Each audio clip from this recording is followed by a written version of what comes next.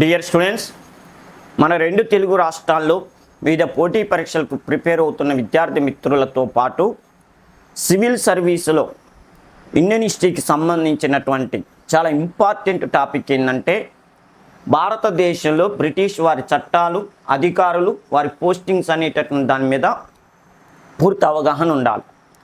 దీనికంటే ముందు తెలియజేసే ఒక ముఖ్యమైన విషయం ఏంటంటే మన రెండు తెలుగు రాష్ట్రాలు వివిధ పోటీ పరీక్షలతో పాటు సివిల్ సర్వీస్ ఎగ్జామ్స్ రాసేటటువంటి వాళ్ళకి ఇండియన్ హిస్టరీ కానీ, అదేవిధంగా స్టేట్ లెవెల్లో తెలంగాణ చరిత్ర కానీ, మన ఏపీ హిస్టరీ కానీ వీటికి సంబంధించినటువంటి పూర్తి క్లాసులని మన ఉపేంద్ర హిస్టరీ అకాడమీ యాప్లో సమగ్రంగా మీకు అందించడం జరుగుతుంది.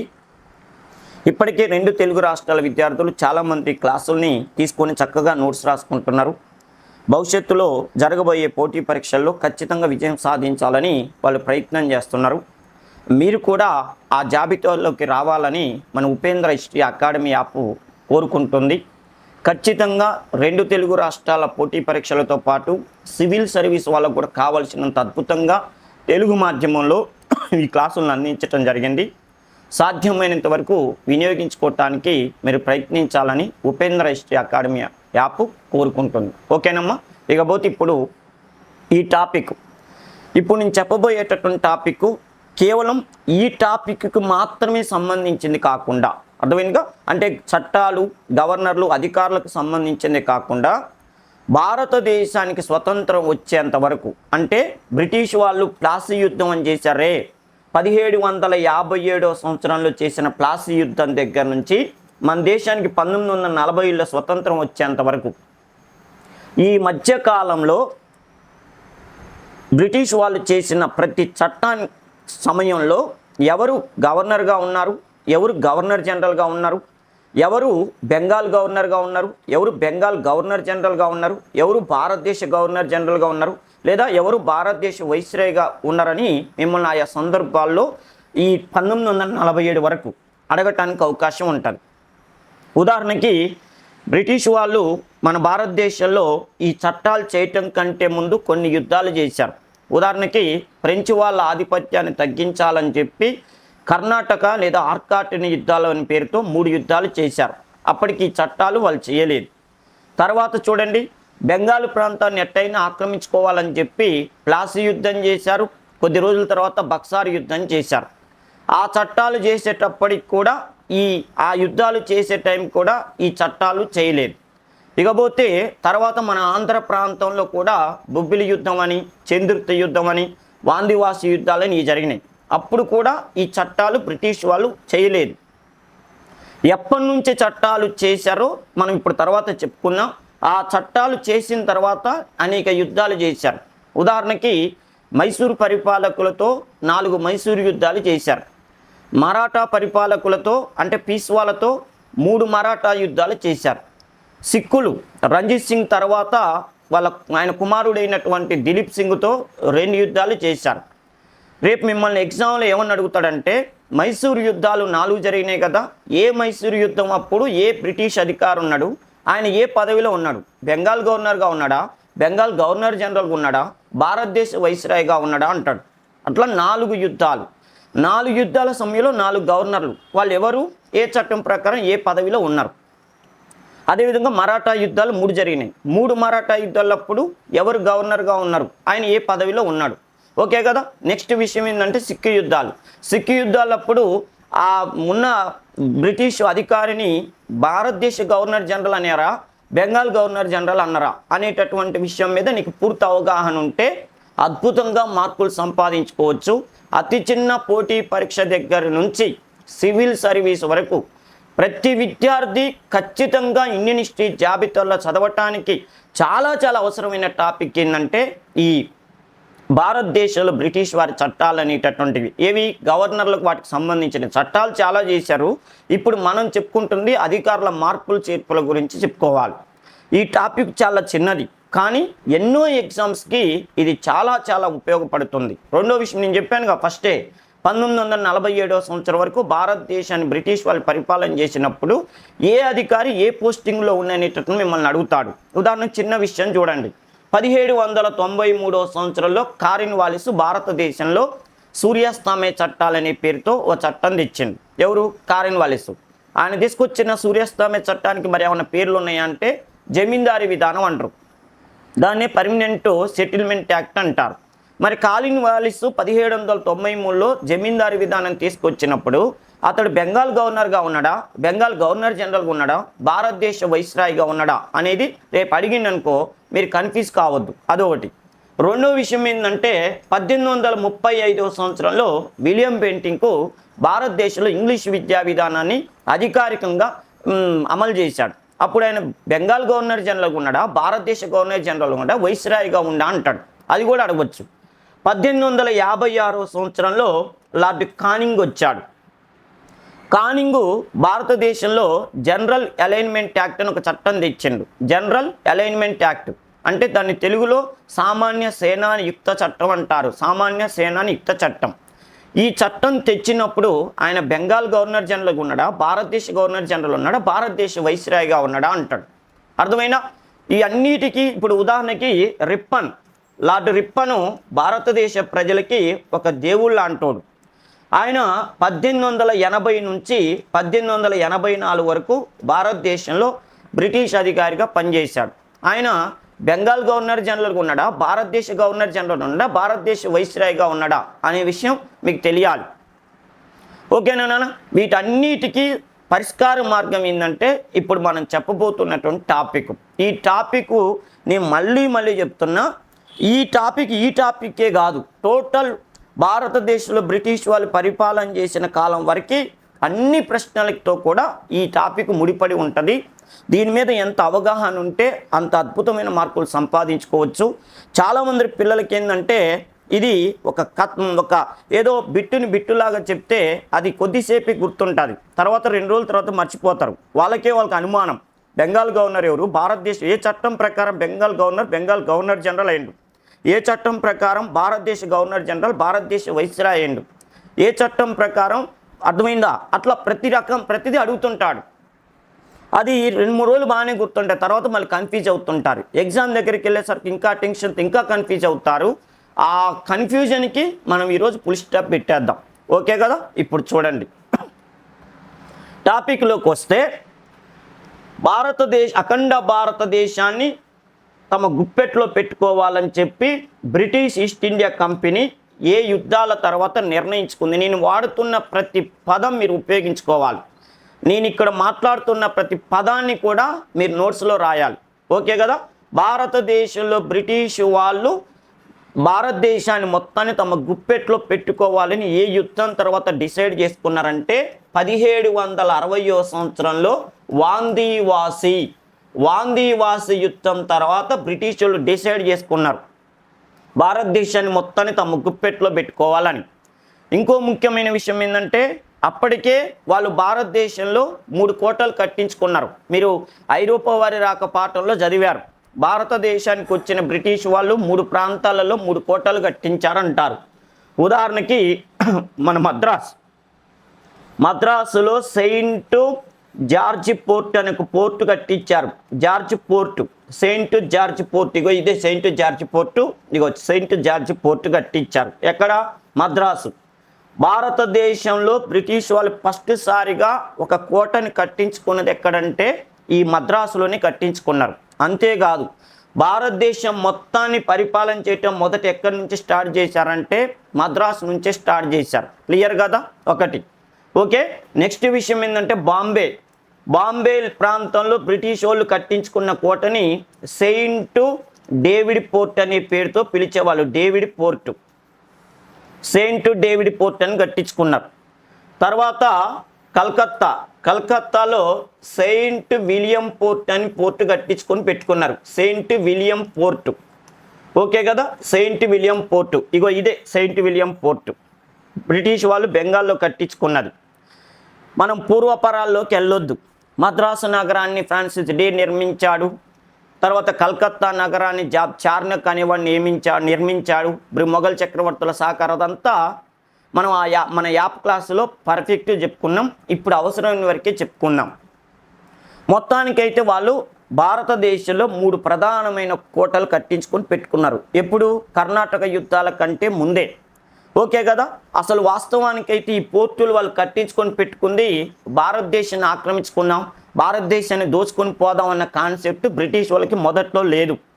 భారతదేశానికి వ్యాపారానికి వచ్చిన బ్రిటిష్ వాళ్ళ మొదటి లక్ష్యం ఏంటంటే ఎన్ని వస్తువులు తెచ్చుకున్నాం, సాయంత్రం వరకల్లా ఎంత అమ్ముకున్నాం, సాయంత్రం వరకల్లా జేబులో ఎన్ని వేసుకున్నాం డబ్బులు, మళ్ళీ రేపు పొద్దున్న ఎక్కడ బిజినెస్ స్టార్ట్ చేద్దాం అనే ఆలోచన తప్పితే ఈ దేశాన్ని ఆక్రమించుకొని రవ్యస్తమించని బ్రిటిష్ సామ్రాజ్యంలో కలుపుకుందామనే కాన్సెప్ట్ వాళ్ళకి ఏమాత్రం లేదు. వాళ్ళ ప్రధానమైన లక్ష్యం ఏంటంటే బట్టలు మూటలు నెత్తి మీద పెట్టుకొని వచ్చి వీధి తిరుగుతూ 4 రూపాయలు వెనకేసుకుందాం అనేటటువంటిది బ్రిటిష్ వాళ్ళ లక్ష్యం. భారతదేశంలో ఏదైనా రా మెటీరియల్ దొరికితే కొనుక్కొని పోయి వాళ్ళ దేశంలో వస్త్ర పరిశ్రమను డెవలప్ చేసుకుందాం అనేది తప్పితే ఇండియాని వాళ్ళ గుప్పెట్లో పెట్టుకుందాం అన్న కాన్సెప్ట్ వాళ్ళకి ఏనాడు లేదు. మొదట్లో కర్ణాటక యుద్ధాల వరకు అనవసరంగా వాళ్ళని ముగ్గులోకి దించింది. అంటే ఈ దేశంలో రాజకీయం చేయాలి, సింహాసనం పైన కూర్చోనేటటువంటి చక్రవర్తి ఆ అంటే బ్రిటిష్ వాళ్ళ వైపు ఉండేటట్టు చూసుకోవాలనే ఆలోచన బ్రిటిష్ వాళ్ళకి అసలు ఎవరు తీసుకొచ్చారో తెలుసా? ఫ్రెంచ్ వాళ్ళు తీసుకొచ్చారు. ఫ్రెంచ్ గవర్నర్ అయిన డూప్లే అనేవాడు స్థానిక రాజకీయాల్లో జోక్యం చేసుకున్నప్పటి నుంచి తమ ఉనికి ఎక్కడ కోల్పోతాం అనే భయంతో బ్రిటిష్ వాళ్ళు తప్పనిసరి పరిస్థితుల్లో భారతదేశ రాజకీయాల్లో జోక్యం చేసుకోవాల్సి వచ్చింది. ఒకవేళ ఫ్రెంచ్ వాళ్ళు కనుక స్థానిక రాజకీయాల్లో జోక్యం చేసుకోకుండా ఉంటే బ్రిటిష్ వాళ్ళు కూడా భారతదేశంలో జోక్యం చేసుకోకుండా ఉండేవాళ్ళు. ఫ్రెంచ్ వాళ్ళు డెవలప్ అయితే తమకు నష్టం జరుగుద్దన్న భయంతోనే వాళ్ళు స్థానిక రాజకీయాల్లో జోక్యం చేసుకున్నారు. ఇక మీ అందరికీ తెలుసు, మొత్తానికైతే 3 కోటలు కట్టుకొని వాళ్ళ పరిపాలన చేసుకుంటారు.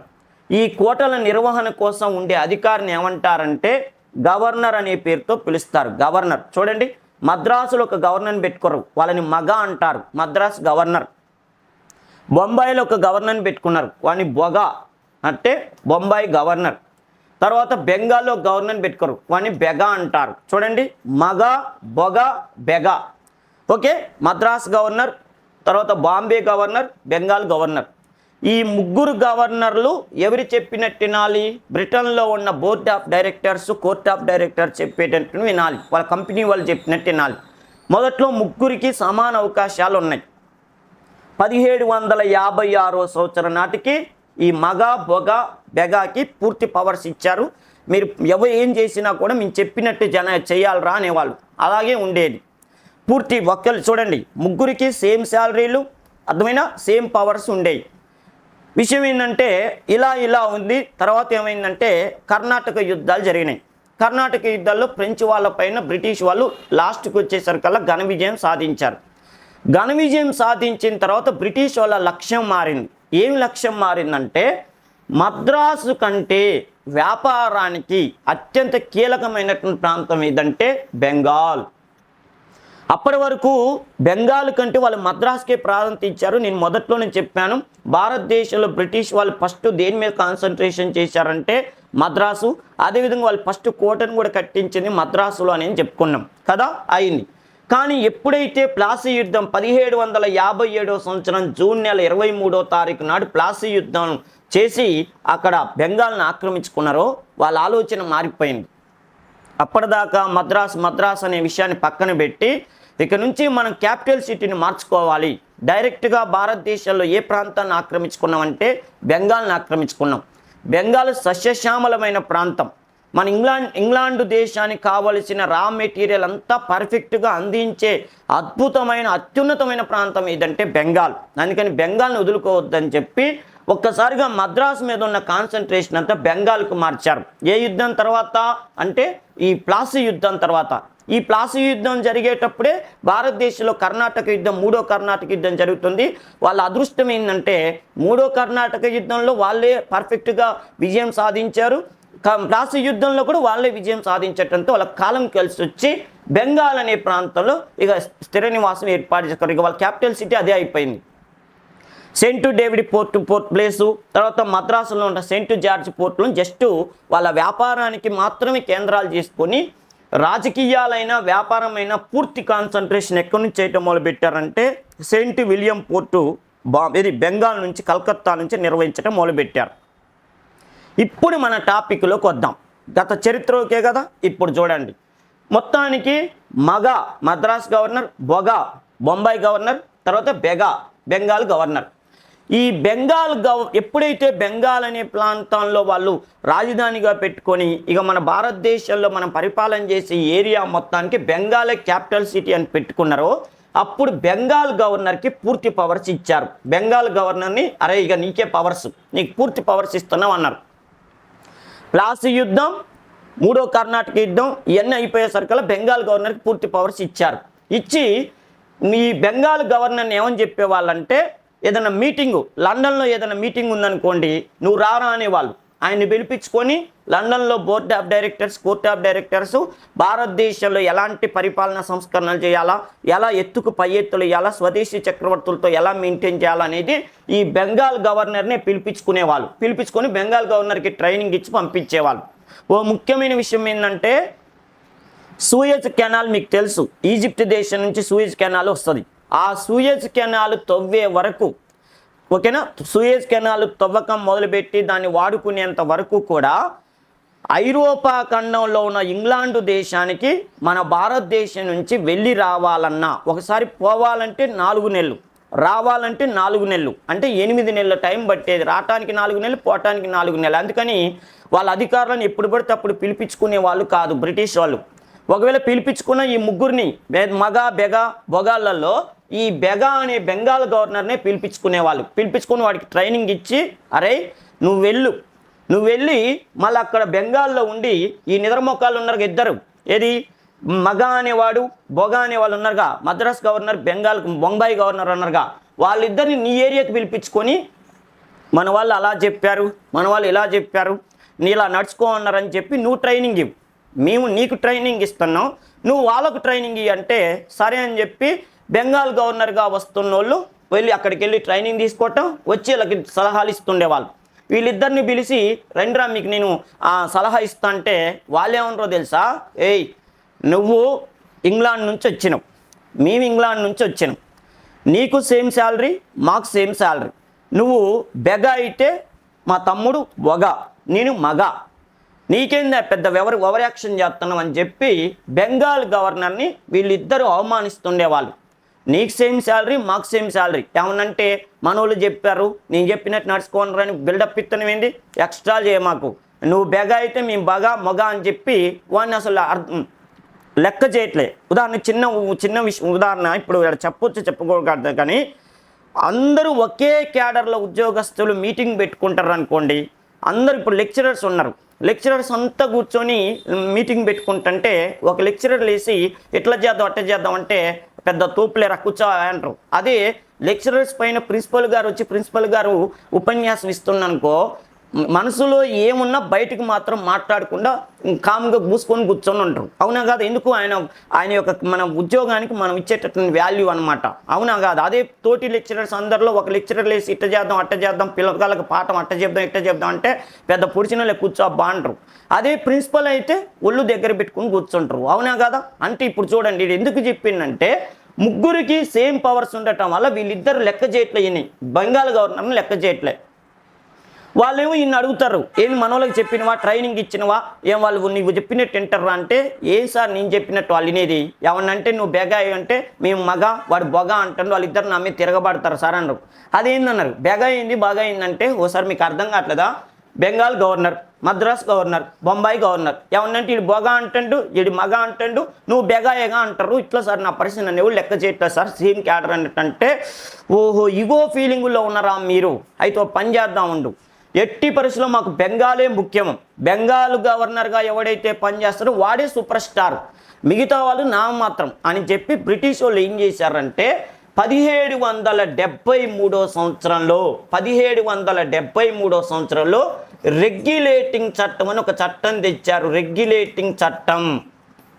రెగ్యులేటింగ్ యాక్ట్ అంటారు. భారతదేశంలో బ్రిటిష్ వాళ్ళు చేసిన మొట్టమొదటి చట్టం ఏదంటే రెగ్యులేటింగ్ చట్టమే. మీకు పాలిటీలో కూడా చెప్తారు, పాలిటీ సారు భారతదేశ రాజ్యాంగ రచన గురించి చెప్పేటప్పుడు భారతదేశంలో బ్రిటిష్ వాళ్ళు చేసిన మొట్టమొదటి చట్టం అంటే రెగ్యులేటింగ్ చట్టం అంటారు. అర్థమైంది కదా. అవన్నీ ఆడ సందర్భానుసారంగా మన సార్లు చెప్తారు. కానీ ఇక్కడ మనకు అవసరమైన ఇంపార్టెంట్ విషయం ఏంటంటే బెంగాల్ గవర్నర్ పదవిని పెంచటం కోసం, తన పోస్టింగ్ని పెంచటం కోసం బ్రిటిష్ వాళ్ళు చేసిన చట్టాన్ని ప్రధానంగా ఏమని చెప్తారంటే రెగ్యులేటింగ్ చట్టం అంటారు. ఈ రెగ్యులేటింగ్ చట్టం ప్రకారం ఏమైందంటే బెంగాల్ గవర్నర్ అనే పదవిని బెంగాల్ గవర్నర్ జనరల్గా మార్చటం జరిగింది. క్లియర్గా అమ్మ, ఏ చట్టం ప్రకారం బెంగాల్ గవర్నర్ పదవిని బెంగాల్ గవర్నర్ జనరల్గా మార్చటం జరిగిందంటే రెగ్యులేటింగ్ చట్టం. ఇంకో విషయం, మరి అదేం సార్ వీనికి ఒక్కడికే జాయ్ అనేది పోస్ట్ ఇచ్చారు, వీళ్ళిద్దరికి ఎందుకు ఇలే సార్ అంటే నేను మీకు అనుమానం రావద్దని ముందే చెప్పాను. ప్లాసీ యుద్ధం తర్వాత బ్రిటిష్ వాళ్ళు ఏ ఏరియా మీద ఎక్కువ కాన్సన్ట్రేషన్ చేశారంటే ఏమని చెప్పాను, బెంగాల్. వాళ్ళకి సస్యశ్యామలమైన బెంగాల్ అనే ప్రాంతం ఒక బంగారు గని, భారత వని. అర్థమైనా అట్లా అయిపోయింది అనమాట. గంగా నది, సోన్ నది అద్భుతమైనటువంటి పంటలు పండే ప్రాంతాలు ఉండటం వల్ల వాళ్ళకి ఇక తిరుగు లేకుండా పోయింది. అందుకనే చూడండి, ఎప్పుడైతే ప్లాసీ యుద్ధం తర్వాత బక్సార్ యుద్ధం అయిపోయిందో భారతదేశంలో ఉన్న చక్రవర్తులందరినీ ఒకేసారి మూసిపడేశారు. మైసూరు యుద్ధాల్లో హైదరాలీని టిప్పు సుల్తాన్ వేసిపడేశారు. మరాఠాలో పీస్వాల జోలికి వెళ్ళటం అంటే మన వల్ల కాదురా అనే వాళ్ళు ఆ రోజుల్లో మరాఠా వాళ్ళని కూడా మూసేశారు, సిక్కులను ఓడించారు. ఇలా ప్రధానమైన చక్రవర్తుల రాజ్యాలన్నింటినీ కూడా బ్రిటిష్ వాళ్ళు ఆక్రమించారంటే కారణం ఏందో తెలుసా, ఆదాయం విపరీతంగా రావటం. ఎక్కడి నుంచి వచ్చింది, ప్లాసీ యుద్ధం తర్వాత బెంగాల్ నుంచి వచ్చింది.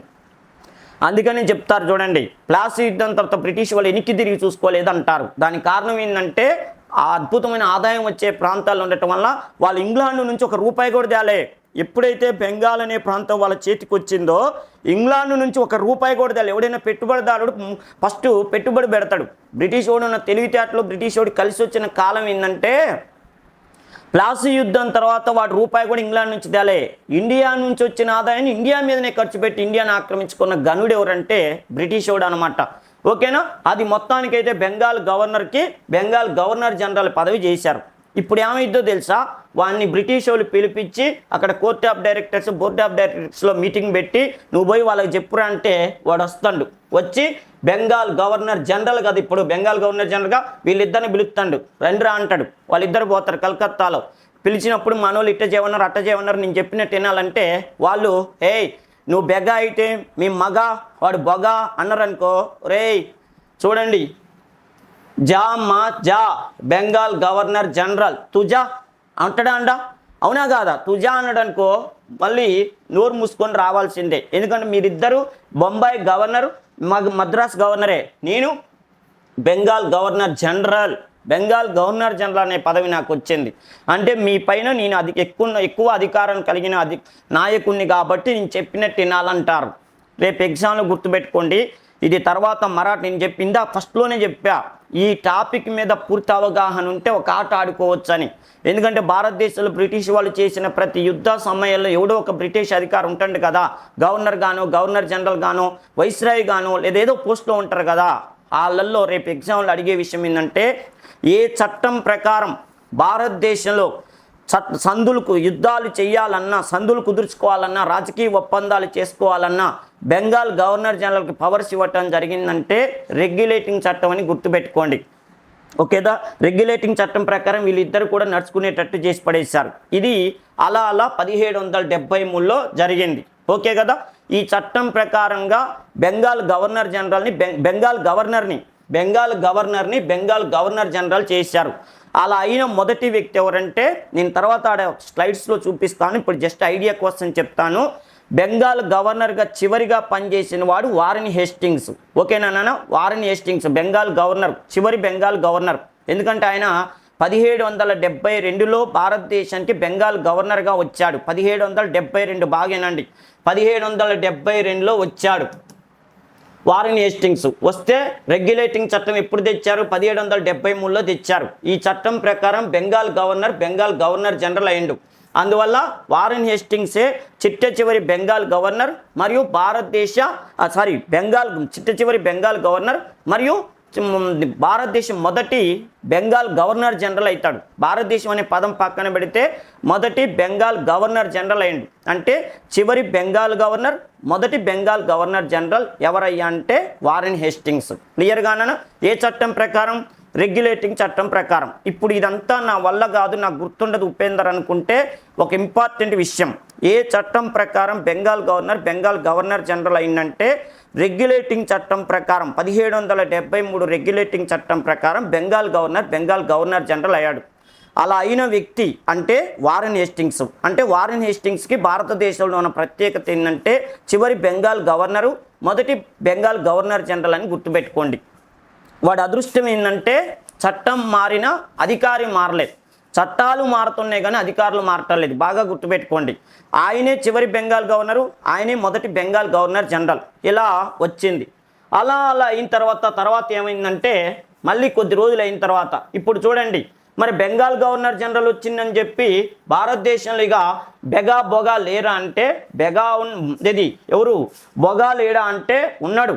ఈ బొంబాయి గవర్నర్ అనేవాడు ఉన్నాడు. నెక్స్ట్ విషయం ఏంటంటే బొంబాయి గవర్నర్ అనేవాడు ఉన్నాడు, మద్రాసు గవర్నర్ అనేవాడు ఉన్నాడు. ఓకేనా? మద్రాసు గవర్నర్ అనేవాడు కూడా ఉన్నాడు. కాకపోతే పవర్స్ ఎవరికి ఎక్కువ ఉన్నాయి అంటే బెంగాల్ గవర్నర్ జనరల్కి ఉన్నాయి. బాగా గుర్తుపెట్టుకోండి రెగ్యులేటింగ్ చట్టం ప్రకారం. ఇలా కాలచక్రం తిరిగింది. తర్వాత విషయం ఏంటంటే భారతదేశంలో బ్రిటిష్ వాళ్ళు స్వదేశీ చక్రవర్తుల రాజ్యాలన్నింటినీ 1833 వరకు, ఓకేనా, భారతదేశంలో బ్రిటిష్ వాళ్ళు 1833 వరకు స్వదేశీ చక్రవర్తుల రాజ్యాలన్నీ కూడా మూసిపడేశారు. 1833 వరకు స్వదేశీ చక్రవర్తి రాజ్యాలన్నీ మూసిపడేశారంటే మైసూర్ యుద్ధాలు అయిపోయినాయి, మరాఠా యుద్ధాలు అయిపోయినాయి. అఖండ భారతదేశం దాదాపు సిక్కు ఏరియా, పంజాబ్ ఏరియా తప్పితే మిగతా ప్రాంతాలంతా కూడా బ్రిటిష్ వాళ్ళ గుప్పెట్లోకి వచ్చినాయి. అంటే భారతదేశంలో ఉన్న చక్రవర్తుల రాజ్యాలన్నీ యుద్ధాలు చేసి ఆక్రమించలే. ఎవరన్నా బ్రిటిష్ వాళ్ళ దగ్గరికి వచ్చి మీరు బాగుండాలి, అందులో మేము ఉండాలంటే బ్రిటిష్ వాడి జోడికి వెళ్ళాడు. ఎందుకంటే వాడే చెప్తాడుగా నిద్రమొక్కోడు, మీరు బాగుండాలి, అందులో మేము ఉండాలంటుండు. అదే ఎవడన్నా మీరు వెళ్ళిపోవాలి, మేము బాగుపడాలి అన్నారనుకో, వాళ్ళతో బ్రిటిష్ వాళ్ళు యుద్ధాలు చేసేవాళ్ళు. అంటే బ్రిటిష్ వాళ్ళు ప్లాసీ యుద్ధాలు, బక్సార్ యుద్ధాలు చేసే టైంకి భారతదేశంలో 2 రకాల చక్రవర్తులు ఉన్నారు.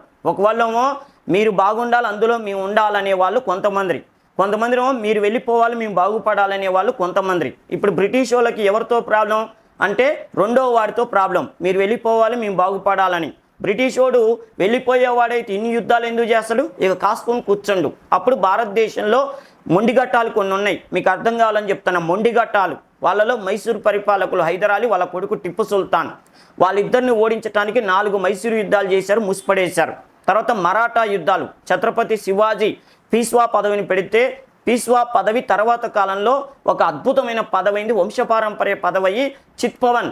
ఓకే, మహారాష్ట్రలో చిత్పవన్ బ్రాహ్మణ కుటుంబానికి చెందిన వాళ్ళకు వంశపారంపర్యంగా ఆ పీస్వా పదవి రావడంతో వాళ్ళు ప్రెస్టీజ్ తీసుకున్నారు. మహారాష్ట్రను ఛత్రపతి శివాజీ కంటే మన కాలంలోనే ఎక్కువగా డెవలప్ చేసినవని చరిత్రలో రాయబడాలని చెప్పి వాళ్ళంతా కూడా మొండిగట్టాలు, వాళ్ళు కూడా మొండిగట్టాలి. పీస్వాల జోలికి వెళ్ళాలంటే ఇక వాడి పని అయిపోయినట్టు అనేట పరిస్థితి తీసుకొచ్చారు. ఒకప్పుడు మొఘల్ చక్రవర్తులే పీస్వాల పేరు చెప్తే భయపడేవాళ్ళు, అలాంటి పరిస్థితి ఉందన్నమాట. అలాంటి పీస్వాలను కూడా బ్రిటిష్ వాళ్ళు తెలివిగా ఓడించారు. వాళ్ళకున్న అంతర్గత కలహాలను అడ్డం పెట్టుకుని ఓడించారు. ఆ మహారాష్ట్ర కూడా ఆక్రమించారు. టోటల్గా వచ్చే నాటికల్లా 1833 వరకల్లా బ్రిటిష్ వాళ్ళు భారతదేశంలో ప్రధానమైన రాజ్యాలన్నీ మూసిపడేశారు. ఈ సమయంలో బ్రిటిష్ వాళ్ళకి ఒక ఐడియా వచ్చింది, ఈ బొగా ఎందుకు, ఈ మగా ఎందుకు, అనవసరంగా ఒకళ్ళ శాలరీలు ఎక్కువ, వాళ్ళని అనవసరంగా మేపుతున్నట్టు ఉంటుంది. అసలు వాళ్ళిద్దరిని తీసిపడేసి బెంగాల్ గవర్నర్ జనరల్గా ఉంటుండే, ఓకేనా, బెంగాల్ గవర్నర్ జనరల్గా ఉంటున్నారే, వాన్నే భారతదేశ గవర్నర్ జనరల్గా పెట్టినవనుకో, ఓకేనా, వాన్నే బెంగాల్ గవర్నర్ జనరల్గా ఉన్న వ్యక్తిని భారతదేశ గవర్నర్ జనరల్గా పెట్టినవనుకో, ఒక్కడికే జీతం ఇస్తే సరిపోతుంది. అసలు ఈ బొగా ఎందుకు, ఈ మగా ఎందుకు, అనవసరంగా డబ్బులు వేస్ట్ అని చెప్పి ఇండియా మొత్తాన్ని నువ్వే చూసుకోరా నాయన అని చెప్పి పదవులు అప్పచెప్పారు. ఆ బాధ్యత చేయటం కోసం బెంగాల్ గవర్నర్ అనే పదవికి ఏమని పెట్టారు? భారతదేశ గవర్నర్ జనరల్. అప్పటి వరకు నువ్వు బెంగాల్కే గవర్నర్ జనరల్వి, ఇక నుంచి నువ్వు భారతదేశ గవర్నర్ జనరల్ అవుతావని చెప్పి 1833లో ఓకేనా. 1833 సంవత్సరంలో 1833 సంవత్సరంలో బ్రిటిష్ వాళ్ళు చార్టర్ చట్టం అని ఒక చట్టం తెచ్చారు. మీకు డౌట్ రావచ్చు, అయ్యా చార్టర్ చట్టాలు 1813లో కూడా జరిగింది కదా, నువ్వు 1813 చార్టర్ చట్టం చెప్పకుండా 1833 చార్టర్ చట్టం ఎందుకు చెప్తున్నావు అంటే, ఇది గవర్నర్లకు మాత్రమే సంబంధించిన టాపిక్ మనం చెప్పుకునేది. ఇప్పుడు మనం ప్రత్యేకంగా కాన్సన్ట్రేషన్ చేస్తున్న టాపిక్ ఏది, గవర్నర్ జనరల్కు సంబంధించింది.